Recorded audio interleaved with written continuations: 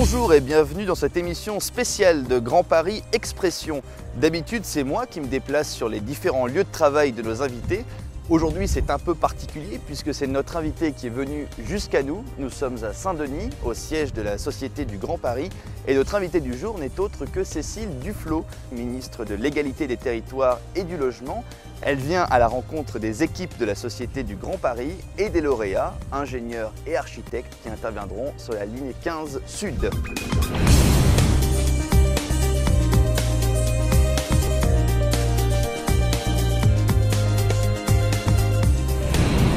À la rencontre des équipes de la SGP. Ça faisait longtemps que je le souhaitais. C'était l'occasion ce matin de saluer le travail accompli, qui est un travail important, puis l'engagement de professionnels qui sont tous très bons techniquement, mais qui sont aussi au sein d'une équipe et qui travaillent au service d'un projet d'intérêt général. Donc c'est un métier, travailler à la SGP, mais pas seulement, c'est aussi participer à une mission d'intérêt général. Donc je voulais à la fois les encourager, les saluer, puis les connaître tout simplement. Au sein de notre équipe, il y a ceux qui mènent les études, passent les marchés, achètent les parcelles. Il y a ceux qui sont sur le terrain et ceux qui, au sein de la maison, font tourner la machine en assurant des missions transversales. La gestion des ressources humaines, le pilotage du budget, l'exercice des fonctions juridiques et comptables, la passation des marchés, l'organisation des systèmes ou encore de la logistique. Le moment de ce matin, c'était de dire, puisqu'on est à la veille du début de l'enquête publique de la ligne 15, qu'on sait maintenant quels vont être les groupements qui vont travailler opérationnellement sur la maîtrise d'œuvre de ce chantier, de dire voilà, le Grand Paris s'est lancé. Nous avons mis dans les tuyaux, passez-moi l'expression, 300 millions d'euros de marché cet été pour lancer ces études de maîtrise d'œuvre.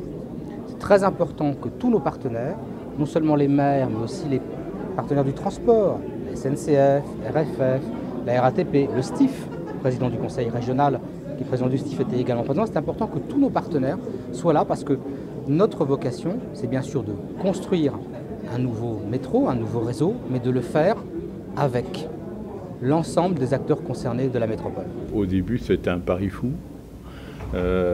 qu'ils sont probablement pas assez nombreux pour faire tout ça, mais ils se défoncent absolument. C'est comme au STIF, hein, c'est deux équipes qui travaillent admirablement sans compter ni leurs heures ni leur énergie. Et en plus, on a des gens qui ont un grand sens du dialogue avec les collectivités locales, les élus et les populations. Et ça me plaît vraiment. Et je pense que Étienne Guyot incarne cette volonté de dialogue. Dans la vie d'entreprise, obtenir des marchés avec la Société du Grand Paris sur un grand projet national et régional qui avance, c'est à la fois de l'activité, de l'emploi, très important. Des centaines d'ingénieurs, d'architectes, de prestataires vont travailler sur le projet dans les années à venir, dès cette année. Et puis, c'est un signal pour ces entreprises. Le projet du Grand Paris, le nouveau Grand Paris, c'est un projet qui est reconnu à l'international. Le fait pour ces entreprises d'être prestataires de la Société du Grand Paris, c'est un signe très fort sur le rayonnement de l'entreprise. En termes de recrutement, c'est évident que c'est une référence. Si vous voulez de nos jours recruter un bon ingénieur qui sort d'école et qui veut travailler dans les transports publics, avoir la référence du Grand Paris, c'est la référence qu'il faut absolument avoir. C'est comme de travailler sur un TGV si on veut faire des trains, quoi. C'est la seule chose qui puisse attirer les jeunes ingénieurs. Oui.